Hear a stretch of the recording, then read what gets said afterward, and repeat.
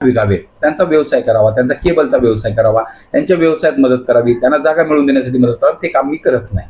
आणि न करत असल्यामुळे म्हणून भारतीय जनता पार्टीचा कार्यकर्ता जो कट्टर आहे, भाजपवाला मानणार आहे, जो 32 वर्ष ज्यांनी भाजपचं काम केलं, ज्यावेळेला इथे काँग्रेस, राष्ट्रवादी, शिवसेना या ठिकाणी होती, या ठिकाणी भाजपचा झेंडा लावायला एक माणूस नव्हता, अशा परिस्थितीत आम्ही काम केलं, भारतीय जनता पार्टी वाढवण्यासाठी काम केलं.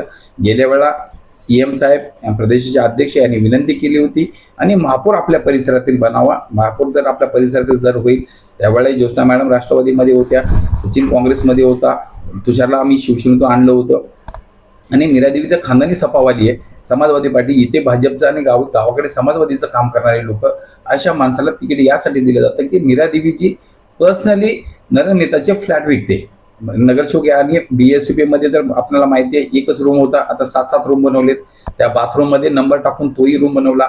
आज टॅक्सचे हजारो रुपये, म्हणजे 8,000 10,000 करून हजारो लोकांचे वसुली केले, पाणी कनेक्शनमध्ये पैसे वसुली केले. त्यांनी मध्ये काहीही करतात. आणि अशा लोकांचा विरोध असताना सुद्धा हेतुपूर्वक जातीवादीच्या नावाने माझं तिकीट कापलं आणि मला घरी बसवण्याचे प्रयत्न केले. आज आयुष्याचे 32 वर्ष मी भारतीय जनता पार्टीला दिले आणि सत्यप्रसिद्धीचं भाजप ज्याने आयुष्यभर संघटनेचं काम केलं, तिथे कोणी सुनवाई नाही केली, काय ऐकले नाही, आणि उलट समजावून कार्यकर्ते संपवण्याचं काम मीरा भाईंदरमध्ये चाललंय, याचा माझा विरोध आहे. म्हणून मी आज अपक्ष भरलाय आणि जनतेसाठी मी लढलोय. माझी काही पर्सनल कोणाची दुश्मनी नाही, माझी या नेताजींची माझी काही दुश्मनी नव्हती. या परिसरातील जनतेसाठी अनेक आंदोलनं केली. सत्तेत असताना मी, नगरसेवक असताना मी आंदोलनं केली, त्यांना न्याय मिळवून देण्याचा प्रयत्न केला. किंवा माझे सरकारी जमीन हडपण्यासाठी नाही केले, खोटे 2-4 फ्लॅट आहेत ह्याच्यासाठी हडपण्यासाठी नाही केले. कुठे बोले की 2 नंबरचे धंदे आहेत, बोला की गांजा चरस विकण्याचा मी काय कुठला धंदा करणार नाही, पोलिसांना मदत माहिती. एकमेव कार्यकर्ता, येथील रेतीचा रॉयल्टीचा प्रश्न असेल, या अनेक समस्या असेल, या समस्यासाठी मी संघर्ष करणारा कार्यकर्ता. शाळेच्या मुलाचं आंदोलन असेल, झोपडपट्टी तोडली गेली होती 2012ला, ते परत बसवण्याचं काम असेल, आम आदमीला मदत करण्याचं काम मी करतो. पण आणि यासाठी मी आंदोलन करतो, भांडतो. या 100% भाजपवाला असल्यामुळे माझ्यावरती ही आज परिस्थिती आणली. अगर मी भाजपवाला नसतो, डुप्लिकेट जर असतो, इकडे दल बदलू असतो, तर आज माझी ही परिस्थिती नव्हती. कारण त्यांना प्रामाणिक आणि कडवट कार्यकर्ते नको आहेत. म्हणून आज शांत बसणारे, मला 5 वर्ष शिकाऊ कार्यकर्ता, जेणेकरून महासभेमध्ये यांना अडचण होणार नाही, यांना ठरावाला अडचण होणार नाही, ते मला कुठल्या व्यवसायाला अडचण होणार नाही. म्हणून माझं तिकीट कापलं गेलं, याचे मी निश्चित सांगू शकतो. दादा, जे भ्रष्टाचार जो आहे BSUP योजनेमधला, त्याच्यासाठी पुढील काळात तुमच्याकडून काय काम होणार? माझं भ्रष्टाचाराच्या विरोधात अनेक वेळा आंदोलनं झालेत. माझी लढाई आहे.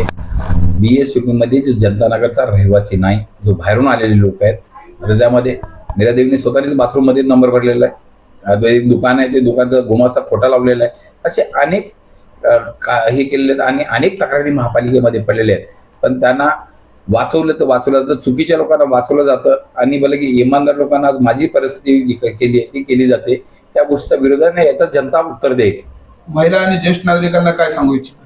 मी महिला भगिनींना मी एवढंच सांगेन, म्हणजे शासनाच्या ज्या काही योजना असतील आता पण मी राबवल्यात आणि अनेक, आता मी आयुष्यमान करून मी 5,000 आयुष्यमान बनवले, म्हणजे जेणेकरून लोकांना न्याय मिळेल, गोरगरिबांना न्याय मिळेल. कारण मी तर बोलतो की लहानपणापासून माझे गोरगरीब, म्हणून मी आज मोठे मोठे भाई होते, त्यांच्या समोर मी इलेक्शन जिंकलो. ह्या गोरगरिबी लोकांनी जिंकवलं, त्याची मला जाण आणि भान ठेवून भविष्यामध्ये पण चांगलं काम जे होते ते मी गोरगरिबांसाठी करण्याचे, सगळ्यांसाठी, सगळे उत्तर भारतीय असतील, मराठी असतील, बिहारी असतील, मुस्लिम असतील, सगळ्या समाजासाठी मी प्रामाणिकपणे काम केले आणि भविष्यातही करेल.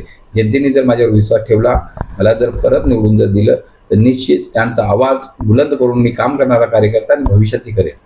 प्रत्येक समाज कार्यामध्ये युवकांची एक चांगली भूमिका असते, युवकांना काय सांगू इच्छितो?